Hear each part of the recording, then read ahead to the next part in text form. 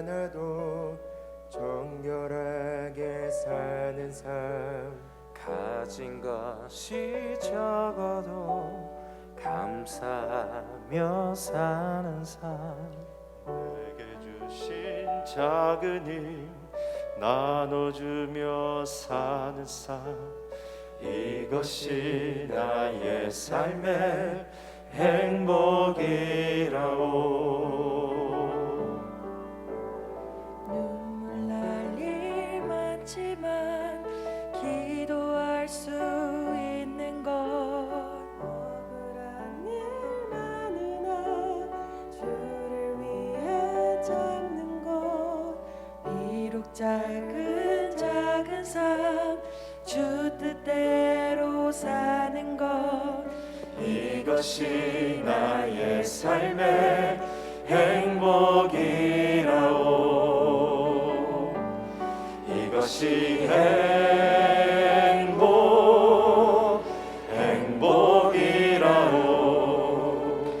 세상은 알 수 없는 하나님 선물, 이것이 행복이라오.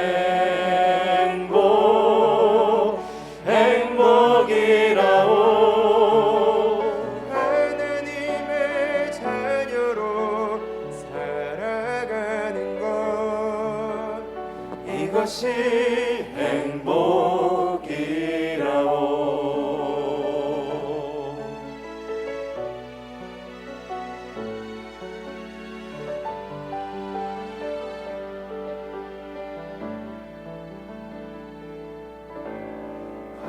화려하지 않아도 정결하게 사는 삶, 가진 것이 적어도 감사하며 사는 삶, 내게 주신 작은 힘 나눠주며 사는 삶, 이것이 나의 삶의 행복이라오.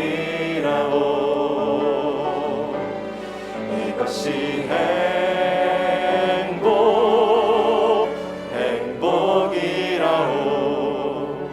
세상은 알 수 없는 하나님 선물, 이것이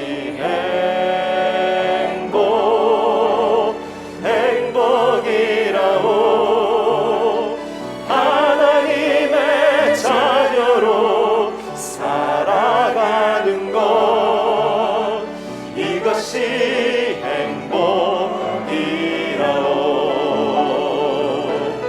이것이 행복이라오.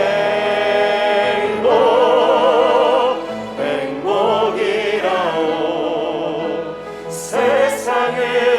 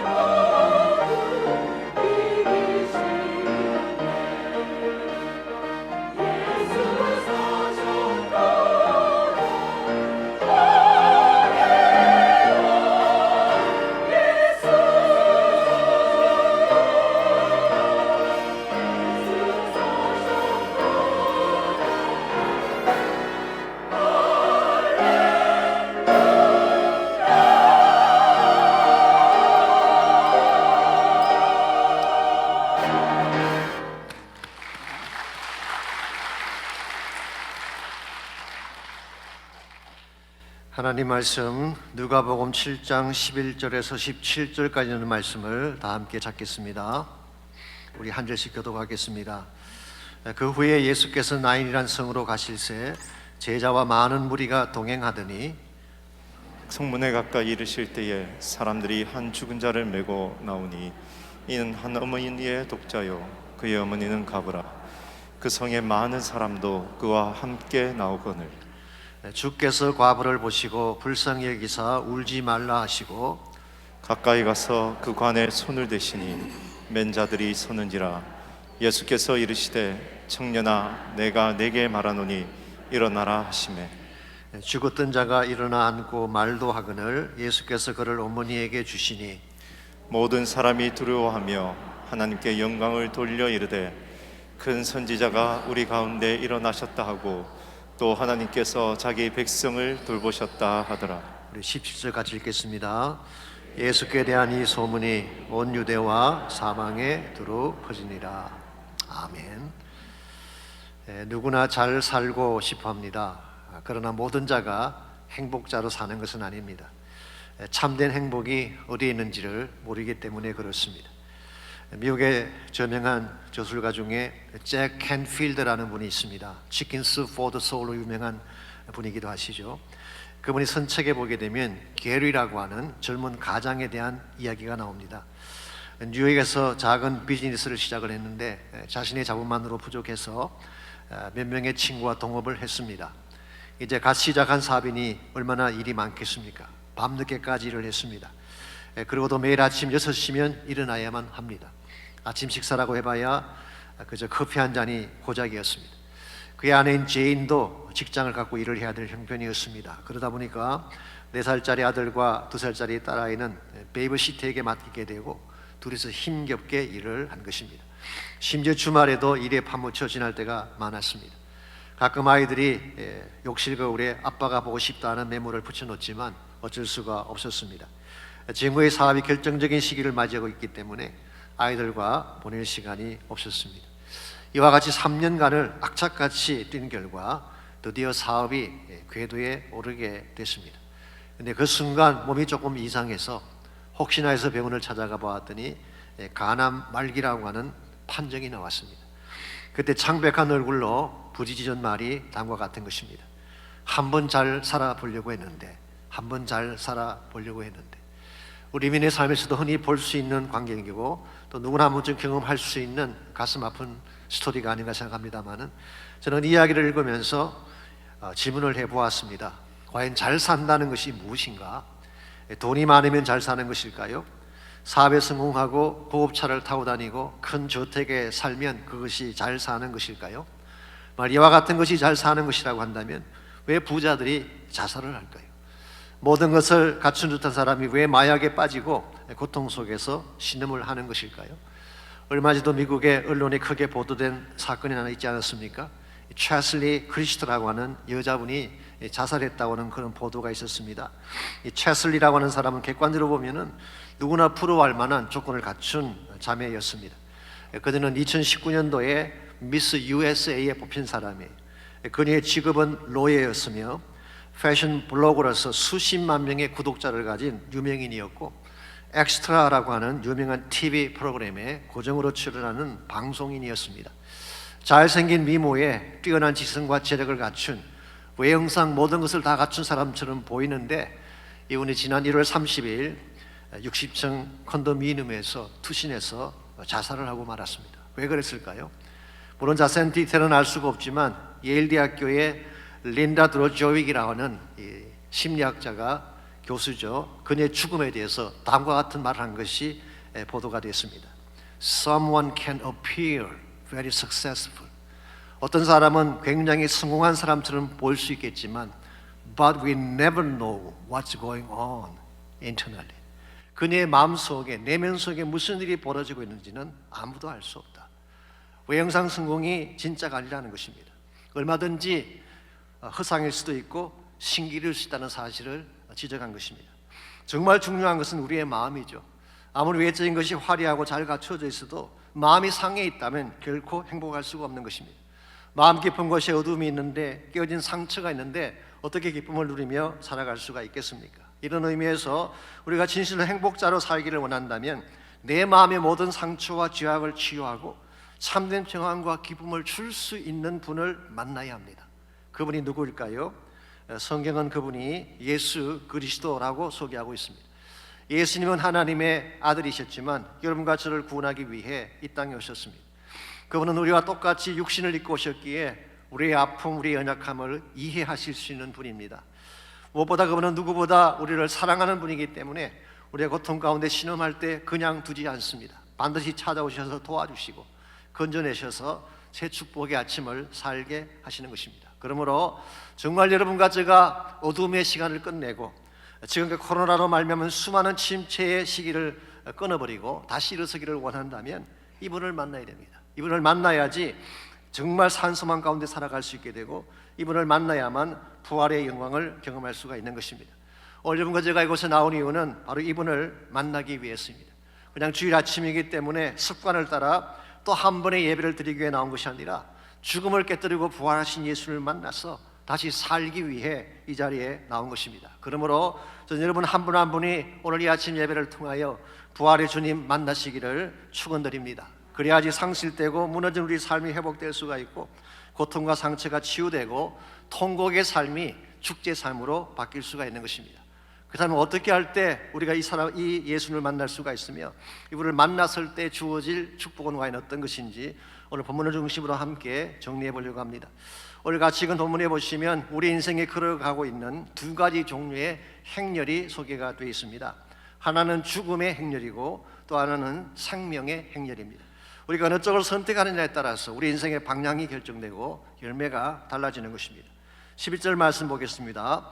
그 후에 예수께서 나인이라는 성으로 가실새 제자와 많은 무리가 동행하더니 그랬어요. 여기 나인이라는 성이 나오는데 성경 전체 소식 여기만 나오는 지명입니다. 나사렛에서 남동쪽으로 약 10km 떨어진 곳, 이 가버나움에서는 남서쪽으로 40km 떨어진 지역이라고 합니다. 아마도 예수님께서 가버나움 사역을 마치시고 그 다음 들어간 동네가 나인성이었던 것 같습니다. 그때 예수님이 제자들과 함께 가셨고 그 뒤를 많은 무리가 따랐다고 했습니다. 즉 예수님이 앞서시고 뒤에 제자들이 따라오고 뒤에 긴 행렬을 이루는 사람들이 따라온 것입니다. 그런데 12절 말씀 보니까 이 예수님의 행렬이 또 하나의 행렬을 만나게 됩니다. 그것은 죽은 자의 관을 메고 나오는 장례의 행렬이었습니다. 이 죽은 자는 한 과부의 아들이었는데 그것도 하나밖에 없는 독자였습니다. 아시겠지만 고대 유대 사회에서 과부라고 하는 존재는 아픔과 시련이 많은 사람입니다. 남편이 없으니 가난할 수밖에 없고 멸시를 당하고 때로 억울하게 빼앗김을 당해도 어찌할 수 없는 그런 존재였습니다. 그럼에도 이 사람은 유일하게 희망을 걸었던 아들이 있었는데 이 아들이 무슨 이유인지 갑자기 세상을 떠난 것입니다. 어머니 입장에서 본다면 모든 것을 다 잃은 것입니다. 부모가 죽으면 산에 묻고 자식이 죽으면 가슴에 묻는다는 말이 있지 않습니까? 그 귀한 자식이 자신이 보는 앞에서 세상을 떠났으니 그 슬픔이 어떠했겠습니까? 그래서 통곡하며 관을 따라갈 때 그 뒤를 많은 사람이 따라갔어요. 이것이 소위 말하는 통곡의 행렬인 것입니다. 비록 상징적이긴 하지만 여기에 온 인류가 따라가고 있는 두 가지의 행렬이 제시되어져 있다고 생각합니다. 하나는 관을 따라가는 죽음의 행렬이고 또 하나는 예수님을 따라가는 생명의 행렬입니다. 여러분과 저 모두가 인식하든 인식하지 아니하든 이 둘 중에 하나를 따라가고 있는 것입니다. 이를 죽음의 행렬, the procession of death, 죽음의 행렬을 따라가든지 or procession of life, 생명의 행렬을 따라가든지 둘 중에 하나를 따라가고 있는 것입니다. 더 정확하게 말씀드리자면 원래 우리 모두는 죽음의 행렬에서 태어났습니다. 그렇게 태어난 순간부터 죽음을 향해 행진해 가다가 결국 허무하게 세상을 떠나는 것이 우리 인간의 실존입니다. 그런데 오늘 본문에 보니까 이 통곡의 장례 행렬이 성 안으로 들어오던 예수님의 행렬을 만났다고 기록합니다. 그 순간 어떤 역사가 일어났는지 아십니까? 14절과 15절을 보십시오. 죽었던 청년이 다시 일어나 앉기도 하고 말도 하게 된 것입니다. 그 결과 16절에 의하면 모든 사람이 두려워하여 하나님께 영광을 돌렸다고 했습니다. 통곡이 찬양으로 바뀐 것입니다. 죽음의 절망이 새 생명과 희망의 춤으로 바뀐 거예요. 모시와 같은 대반전을 가져왔을까요? 이유는 딱 한 가지입니다. 부활의 능력을 가지신 예수님을 만났기 때문입니다. 사랑하는 성도 여러분, 예수 그리스도의 행렬 앞에 죽음은 더 이상 의미가 없습니다. 부활의 생명의 능력이 죄와 사망의 권세를 삼키기 때문에 빛이 임하면 어둠이 떠나가는 것처럼 새날이 밝아오면 지난 밤의 악몽이 깨끗이 사라지는 것처럼 예수님 만나면 모든 슬픔과 절망을 딛고 일어서게 되는 것입니다. 여기에 소망이 있습니다. 아무리 상황이 어둡다고 할지라도 코로나가 가져온 절망의 벽이 아무리 두텁다고 할지라도 부활의 주님 만나게 되면 새날을 경험하게 되는 것입니다. 이런 면에서 우리가 물어야 될 중요한 질문이 이것입니다. 여러분은 과연 부활하신 예수님 만났습니까? 어떻게 하면 이분을 만나게 되고 이분을 만났을 때에 어떻게 하면 과거를 청산하고 진정한 차원의 생명의 아침을 열 수 있을지 오늘 본문을 통하여서 이 통곡의 행렬을 청산하고 생명의 행위를 향해 나아가는 세 가지 비결에 대해서 정리해 드리려고 합니다. 첫 번째로 우리가 과거의 아픔의 날들을 정리하고 새 생명을 향해 나가기를 원한다면 우리 인생의 현실이 어떤지를 알아야 돼요. 우리 인생의 현주소를 바로 알아야지 생명을 향한 첫걸음을 내디딜 수가 있습니다. 오늘 본문에 나오는 장래 행렬은 나인성에서만 볼 수 있는 것이 아닙니다. 세상 어디에서나 볼 수 있는 우주적인 현상이죠. 모든 사람은 한 번 태어나면 반드시 죽기 때문입니다. 여기는 예외가 없습니다. 부자도 가난한 자도 배운 자도 배우지 못한 사람도 젊은이도 늙은이도 언젠가는 세상을 떠나는 것입니다. 여기서 누구도 피할 수 없는 모든 인간에게 주어진 현실인데, 그렇다면 왜 이와 같은 죽음의 현실이 주어지게 된 것일까요? 성경은 그 이유가 죄 때문이라고 밝히고 있습니다. 로마서 3장 23절은 모든 사람이 죄를 범하였음에 하나님의 영광에 이르지 못했다라고 했고, 로마서 6장 23절은 죄의 삭은 사망이라고 했습니다. 정리하면 모든 인간은 다 죄를 지었고, 죄를 지으면 그 대가를 지불해야 되는데 그 대가가 바로 죽음이라고 하는 것입니다. 사실 우리가 인생을 살면서 겪는 모든 불행은 여기서 시작되는 것입니다. 죄와 사망을 갖게 되면 마음의 기쁨을 유지할 수가 없습니다. 평화를 가질 수가 없습니다. 우리 마음이 깨어지고 아파하는 이유 죄 때문이에요. 관계가 깨어지고 상처를 주고 상처를 받는 이유 죄 때문입니다. 심지어 아무리 많은 것을 가져도 허무함과 상실감 속에 빠지는 이유, 이것이 바로 죄와 죽음 때문입니다. 그러므로 이것을 해결하지 아니하면 무엇이라도 행복할 수가 없고 무엇에도 만족할 수가 없는 것입니다. 어떻게 하면 우리 인간이 직면하고 있는 가장 무서운 질병인 죄와 사망의 문제를 해결할 수가 있을까요? 사실 인류 역사를 보게 되면요, 이것을 해결하기 위해 인간들이 수많은 시도들을 해왔습니다. 예컨대 어떤 분은 깊은 명상을 통해 이것을 해결하겠다고 시도한 케이스가 있어요. 내 마음의 탐욕을 가라앉히고 자신을 비워내는 것이죠. 평생 돌을 닦는 분이 있습니다. 이렇게 하면 과연 이 문제가 처리가 될까요? I don't think so.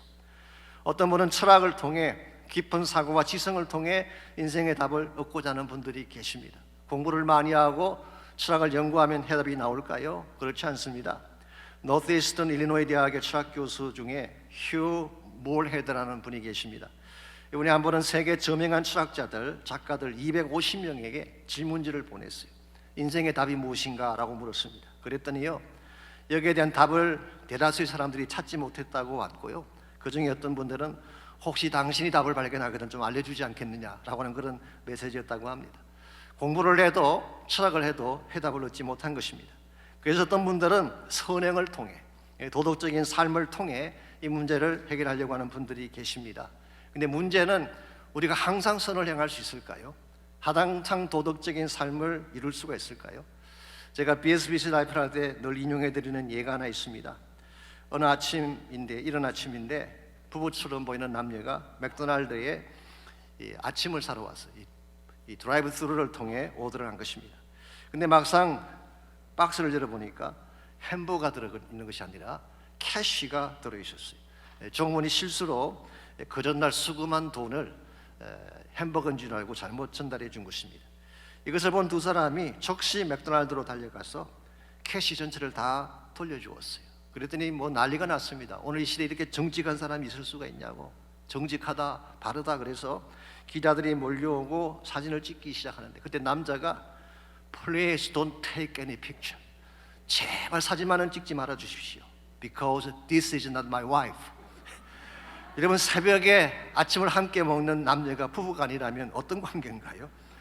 여기 우리 도덕이 가지고 있는 한계가 있는 것입니다. 이 도덕이라고 하는 것이 어떤 면에서는 도덕적인데 또 어떤 면은 아닌 경우가 많이 있어요. 이쪽을 보게 되면 진실해 보이는데 또 다른 면을 보면 그렇지 않는, 이게 사실은 도덕이 가지고 있는 한계인 것입니다. 그러므로 인간적인 차원에서 시도한 모든 시도는 죄 문제를 해결할 수 없어요. 죽음에 대한 문제를 해결할 수가 없습니다. 그래서 하나님께서 하나님이 준비하신 방법을 여러분과 저에게 주셨어요. 그게 바로 예수 그리스도를 통한 해결책입니다. 그러므로 우리가 통곡의 길을 멈추고 생명으로 나아가려면 예수 그리스도를 알아야 되고, 더 정확하게 말씀드리면 예수님의 은혜를 알아야 되는 것입니다. 즉 예수님께서 죽음과 죄를 해결하기 위해 어떤 일을 행하셨는지 이걸 정확하게 알고 이 은혜 앞에 바른 자세로 나갈 때에 우리 인생의 답이 주어지게 되는 것입니다. 오늘 본문에 보시게 되면 이 장래 행렬을 생명의 행렬로 바꾸기 위해 예수님께서 행하신 액션, 이것을 액션 오브 그레이스, 은혜의 액션을 생각하는데요. 이제 세 단계별로 진행이 되어 있습니다. 첫 번째 단계가 눈길을 주는 단계, 주님의 눈길이 임하는 단계가 은혜를 베푸는 첫 번째 단계입니다. 13절 보겠습니다. 주께서 과부를 보시고 불쌍히 여기사 울지 말라 하시고 그랬어요. 이게 보게 되면 예수님이 먼저 과부를 보았어요. 이 여인이 먼저 주님을 본 것이 아니라 예수님이 그를 먼저 보고 다가간 것입니다. maybe 여인은 자기 앞에 선 자가 누군지도 몰랐을 터인데 그때에 예수님의 시선이 먼저 그녀를 향한 것입니다. 저는 여기에 사랑의 선제성 혹은 God's initiative for love, 이 사랑을 위한 하나님의 선제적인 행동이 있다고 생각합니다. 누가복음 15장에도 보시게 되면 탕자가 돌아왔을 때 탕자가 먼저 아버지를 본 게 아니라 아버지가 아들을 보고 달려 나왔어요. 하나님이 우리를 먼저 사랑하셨지 우리가 먼저 사랑한 게 아니에요. 우리가 주를 먼저 사랑한 것이 아니라 하나님이 우리를 먼저 사랑하셔서 독생자를 화목제물로 보내주신 거예요. 이것이 하나님의 사랑의 방법이에요. 특별히 오늘 본문에서 보았다고 했는데 이 보았다는 말의 의미는 얼굴만 보았다는 뜻이 아닙니다. 그의 내면을 들여다본 거예요. 어떤 상처가 있는지, 어떤 고통이 있는지, 어떤 한을 품고 사는지 그 마음의 깊은 부분을 들여다보고 말씀하시기를 Don't cry, 울지 말라라고 격려하고 위로해 주신 것입니다. 우리는 이 고통을 당하면 아무도 나의 아픔을 모른다 생각하지만 그렇지 않습니다. 주님이 아세요. 주님이 보고 계십니다. 그리고 우리에게 다가오셔서 함께 아파하며 울어주시는 거예요. 이게 주님의 compassionate heart예요. 그러므로 혹시 문제가 생겼을 때에 혼자 아파하며 울지 마십시오. 이것을 보시고 다가오시는 주님이 있음을 믿고 주님을 향하여 나가시기 바랍니다. 그러면 주님이 우리 울음을 멈추게 하시는 것입니다.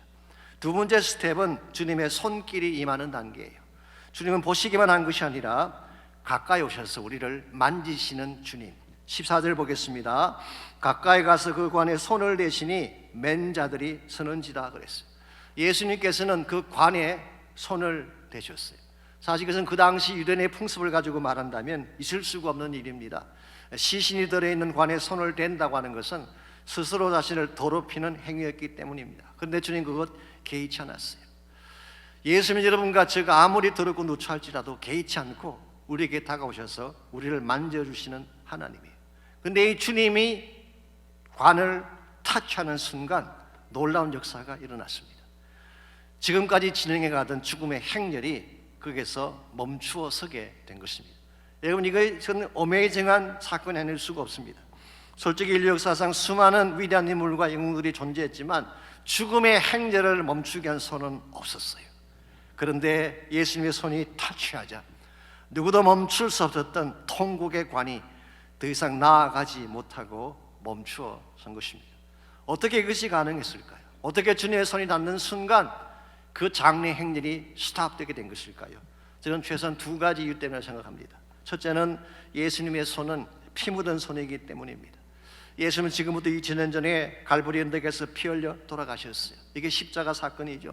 사실 예수님은 죄가 없는 분이셨습니다. 하나님의 거룩하신 아들이었어요. 그럼에도 불구하고 역사상 가장 잔혹한 십자가의 처형을 당해 피 흘려 돌아가셨어요. 이유가 뭘까요? 그래야만 우리를 살릴 수 있기 때문에. 그리고 예수님의 손은 피 묻은 손입니다. 두 번째로 예수님의 손은 능력의 손이기 때문에 주님은 십자가에서 죽으신 후에 사흘 만에 다시 살아나셨어요. 인류 최대의 문제인 무덤을 깨뜨리고 부활하신 것입니다. 그러므로 오늘 본문에 기록된 주님의 손은 피 묻은 손일 뿐만 아니라 부활의 파워를 가진 능력의 손입니다. 이 손을 가지고 우리를 타치하시면 죽음의 행렬이 멈추는 것입니다. 이 손을 가지고 만지시게 되면 모든 불행과 저주의 행진이 멈추게 되고 새 생명의 역사가 일어나는 것입니다. 그러므로 여러분에게 주어진 문제가 아무리 클지라도 짓누르는 위기가 아무리 심각할지라도 두려워하지 마십시오. 주님의 손길이 닿기만 하면 이 모든 것이 풀려질 수 있기 때문에 이와 같이 예수님께서는 보시고 만지실 뿐만 아니라 세 번째 단계가 있습니다. 선포하셨어요. 이 주님의 선포가 임할 때에 실제적인 기적이 일어나는 것입니다. 14절 하반부를 보시면 예수께서 이르시되 청년아 내가 내게 말하노니 일어나라 하시매. 주님의 선포죠.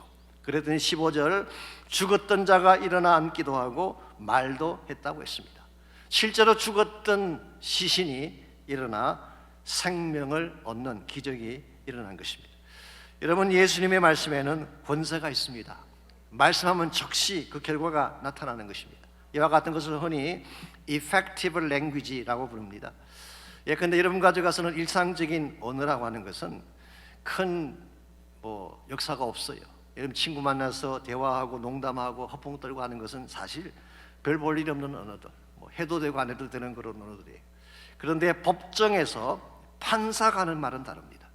그 자체가 결과요 법 집행이에요. 판사가 사형을 선고하면 죽는 거예요. 반대로 무죄를 선고하면 그 자리에서 풀려나는 것입니다. 이와 같은 것을 effective language라고 부르는데 오늘 예수님의 말씀이 바로 이와 같은 말씀이에요. 그분이 말씀하시면 그대로 집행이 되는 것입니다. 파도야 잠잠하라 그러면은 풍랑이 잠잠해지는 거예요. 죄 사함 받았다 그러면은 실제로 죄가 떠나가는 것입니다. 그분이 무덤 앞에 서서 나사로야 나오라 그러면은 죽었던 나사로가 일어나 나오는 것입니다. 바로 이와 같은 능력의 주님이 오늘 여러분까지의 삶 가운데 찾아오셔서 말씀하시면 결박이 끊어지게 되고 일어나게 되는 것입니다. 이게 부활의 능력이에요. 주님의 파워예요. 오늘 여러분과 제가 예수를 믿는다고 말하지만 이 능력을 경험하지 못한다면 어떤 의미에서 피상적인 신앙생활을 하고 있는지도 모르겠어요. 정말 부활의 예수가 나의 주인이 되시고 그분이 나의 삶 속에 개입하셔서 이 파워풀한 손으로 만지시고 우리 삶 가운데 선포하실 때에 기적이 일어나고 새 축복이 일어나게 되는 것입니다. 언젠가 제가 한국일보에 실린 이런 간증을 본 적이 있습니다. 천정은이라고 하는 한 자매님에 대한 간증인데요. 이분은 원래 피아니스트였습니다. 똑똑한 자매였어요. 공연 기획사도 만들고 영어 캠프 디렉터도 하는, 얼마나 유능했는지 손대는 것마다 다 잘 됐다고 합니다. 그러니 곳곳에서 일 요청이 들어오게 되고 그녀는 쉴 새 없이 일을 하고 또 일을 한 것입니다. 그래서 너무 잘 되는 것도 위험해요. 이와 같이 정말 쉬지 않고 일만 했는데요. 어느 날 몸이 안 좋아서 병원에 갔더니 온몸에 이미 암이 다 퍼져 있었어요. 뼈, 폐, 기도, 경추, 골반 전반이 다 암이 퍼져 있어요. Too late. 그때 이 자매님은 누구에게 그것을 말할 수가 없었대요. 자존심 때문에. 혹시라도 사람들이 자기를 비웃을까 봐. 그래서 차라리 외국으로 나가서 아무도 모르게 죽을 계획까지 다 세워 놓았는데 참 감사하게도 교회에 다니는 한 언니를 통해서 예수님을 믿으면 죽을 몸도 살 수 있다는 말을 듣고 교회를 출석하기 시작했어요. 그리고 말씀을 듣는 중에 성경을 읽다가 로마서 1장을 읽는 중에 자신이 하나님을 마음에 두기 싫어하는 자라는 사실을 깨닫게 됐어요. 로마서 1장 28절에 보게 되면 그들이 마음에 하나님 두기를 싫어하며 그들을 그 상실한 마음대로 내버려 두셨다는 말씀이 나오죠. 이분이 이 말씀을 읽다가 내가 그동안 하나님을 내 마음에 두기를 싫어했구나.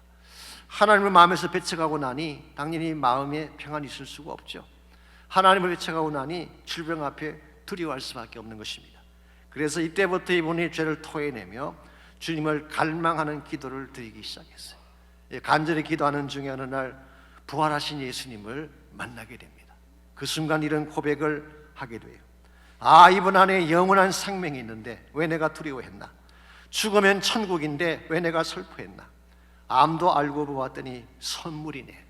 주님 만나게 한 것이니까 선물이죠. 그 순간 그 두렵고 싫던 암이라고 하는 단어가 선물이라는 단어로 바뀌게 되고요. 그때부터 생기가 나기 시작을 하고 비록 53차에 걸친 항암 치료를 받았지만 기쁜 마음으로 치료를 다 감당했어요. 결과가 어떻게 됐을까요? 폐와 뼈에 있던 암세포가 흔적도 없이 사라지는 기적이 일어났어요. 그때부터 이분이 만나는 사람마다 다음과 같이 전도를 했습니다. 저는 53차에 걸쳐 항암 치료를 받은 사람입니다. 복음을 완전히 믿으십시오. 예수님이 나의 주인이 되신 것과 그분이 내 안에 계신 것을 100% 믿으면 기적이 일어난답니다. 사실 이것이 2012년도에 일어난 일인데요. 12년이 지난 오늘까지도 동일한 메시지를 선포하며 살아가고 있습니다. 사랑하는 자매 여러분, 이와 동일한 사건이 오늘 아침 이 자리에서도 일어날 수가 있습니다. 아무리 상황이 힘들고 어려워도, 아무리 나의 육체에 찾아온 질병이 중병이라고 할지라도 주께서 살리라 하면 사는 거예요. 주님이 질병이 떠나가라 하면 떠나가는 거예요. 과거가 단절되고 절망이 단절되고 통곡이 멈추라 하면 우리 인생의 통곡이 멈추고 새 아침이 찾아오는 것입니다. 그러므로 정말 중요한 것은 부활하신 예수를 만나느냐 만나지 않느냐 있는 거예요. 환경이 중요한 게 아닙니다. 주어진 상황이 중요한 게 아니에요. 어떤 상황이 찾아왔을지라도 부활의 예수를 만나기만 하면 그분이 우리의 통곡의 시간을 끝장내시고 축복과 새 생명의 아침을 열어주시는 것입니다. 그러므로 주님을 꼭 만나야 돼요. 내게 한 가지 더 중요한 사실이 남아 있습니다. 여러분께서 정말 예수님이 날 위해 죽으신 사실을 인정하고 예수님께서 사흘 만에 부활하셨다는 사실을 인정을 해도 그것만으로 충분하지가 않습니다. 그 사실을 정말 안다면 이제 믿음으로 결단을 해야 되는 것입니다. 그러므로 통곡을 멈추고 축복의 시간을 열기를 원한다면 믿음의 결단을 해야 하는 것입니다. 믿음의 결단이라고 하는 것은 지금 나의 마음의 문을 열고 예수 나의 구원자로 영접하는 것을 말합니다. 흔히 예수 믿으면 구원받는다는 말을 들었을 때 대다수의 사람들이 그게 무슨 의미인지 몰라요. 교회 나오는 말인가 보다 교회 출석을 합니다. 성경 보라는 말인가 보다 성경을 읽습니다. 물론 그것도 중요한 우리 신앙생활 한 부분이긴 하지만 그게 예수 믿는다는 말의 본질은 아니에요. 예수 믿는다고 하는 것이 어떤 것인지 정확하게 알아야 돼요. 요한복음 1장 12절에 보게 되면 예수님께서 그 정의를 잘 내려주셨어요. 영접하는 자, 곧 그 이름을 믿는 자들에게는 하나님의 자녀가 되는 권세를 주셨다. 누구에게? 예수를 믿는 자들인데요, 영접하는 것을 말합니다. 즉 나의 마음문을 열고 예수님께서 나를 위해 죽으시고 부활한 사실을 인정을 하고 그분을 인격적으로 내 마음속에 초청해 드리는 거예요. accept하는 거예요. 이게 영접하는 것입니다.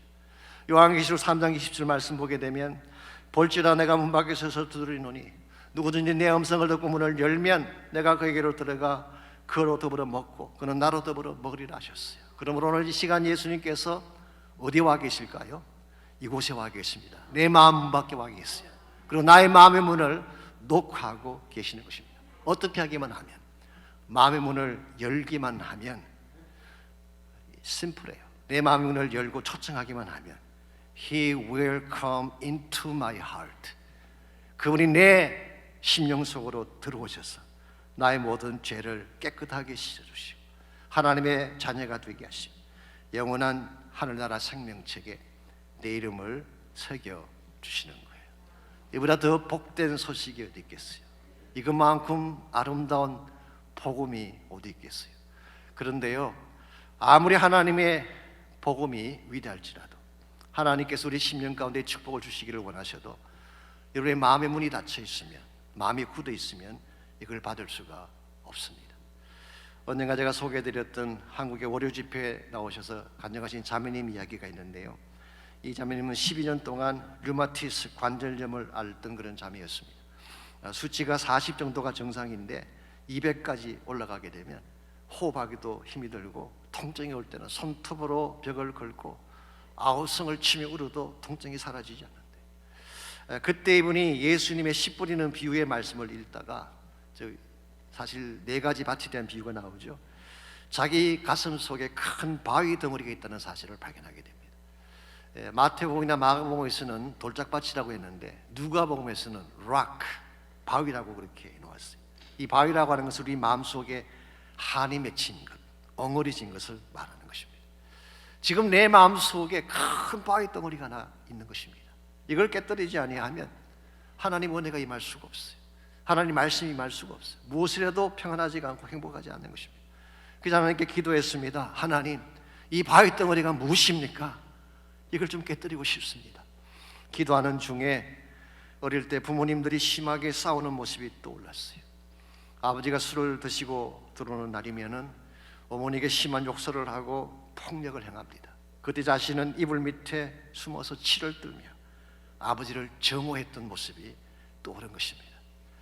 자기는 잊어버린 줄 알았어요. 다 마음에 지워진 줄 알았는데 지워지지 않았던 것입니다.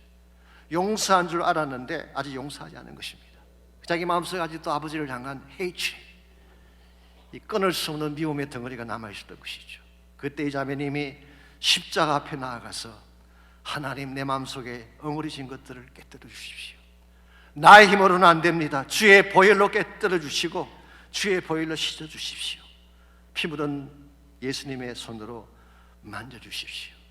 기도하는 중에 성령이 임하고 오랫동안 맺혀있던 방위 덩어리가 깨어지기 시작하는데요, 그 순간 마음속에 평안과 기쁨이 찾아오고 용서가 터져 나왔어요. 그때부터 관절염으로 부어있던 발의 부기가 빠지고 허리의 통증이 사라졌다고 합니다. 우리 모두에게도 바위덩어리가 있어요. 상처의 바위덩어리를 가진 분도 계시고 숨겨진 죄악이라는 바위덩어리를 가진 분도 계시고 중독의 바위, 산불의 바위를 가진 분들이 있습니다. 이걸 깨뜨리지 아니하면 하나님 은혜가 임할 수가 없어요. 나의 힘으로는 절대 깰 수가 없지만 나의 있는 모습 그대로 주의 십자가 앞에 나아가서 하나님의 은혜를 붙잡게 되면 하나님이 깨뜨려 주십니다. 그러면 여러분들 이 아침에 여러분의 마음의 문을 여시고 정말 여러분 마음속에 있는 모든 죄악들과 어린 것들을 다 십자가 앞에 토해내고 예수님의 은혜를 받아들이는 시간 가지시기를 바랍니다. 하나님은 여러분을 사랑하세요. 여러분의 모습이 어떠하든지 상관하지 아니하고 여러분을 사랑하십니다. 그리고 여러분이 어떠한 모습으로 나올지라도 He will take you as you are. 여러분이 있는 모습 그대로 받아주십니다. 나 주의 모습, 나 주의 도움 받고자 주 예수님께 나갑니다. 그 구원을 허락하시사 날 받아주십시오. 내 모습 이대로 주님 받아주십시오. 날 위해 돌아가신 주님, 나를 받아주십시오. 우리 한번 이 시간 이 찬양을 먼저 부르고 주님 앞에 결단하고 헌신하는 시간을 가지면 좋겠습니다. 나 주의 도움 받고자, 나 주의 도움 받고자 주 예수님께 빕니다. 그 구원 허락하시사 날 받아주소서. 내 모습 이대로 주님, 내 모습 이대로 주님 받아주십시오. 주 받아주소서. 날 위해 돌아가신 주님, 날 위해 돌아가신 주, 날 받아주소서. 큰 죄에 빠져 영죽을 날 위해, 큰 죄에 빠져 영죽을 날 위해 피 흘렸으니 주 형상대로 빚으사 날 받아주소서.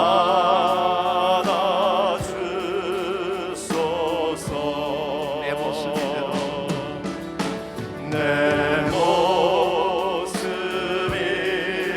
이대로 주 받아주소서. 날 위해 돌아가신 주님, 날 위해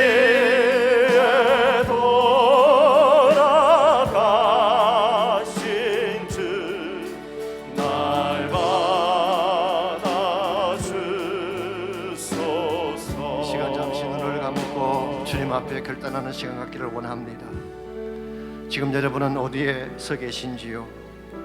아직도 죽음의 행렬에 서서 통곡하며 우는 자들이 있습니까? 이 시간 생명의 행렬로 들어오시기 바랍니다. 예수님 앞에 나오시면 그분이 우리의 통곡을 멈추게 하시고 새로운 생명의 길을 열어주실 거예요. 지금 주님 내 앞에 와 계십니다. 내 마음 문 밖에 와서 녹화하고 계세요. 내 마음의 문을 열고 그분을 초청하기만 하면 우리의 모든 죄를 깨끗하게 해주시고 우리를 자녀되게 하시고 영원한 천국의 백성 되게 하십니다. 이 시간 여러분이 마음의 문을 열고 인격적으로 주님을 초청하는 기도할 수 있기를 바랍니다.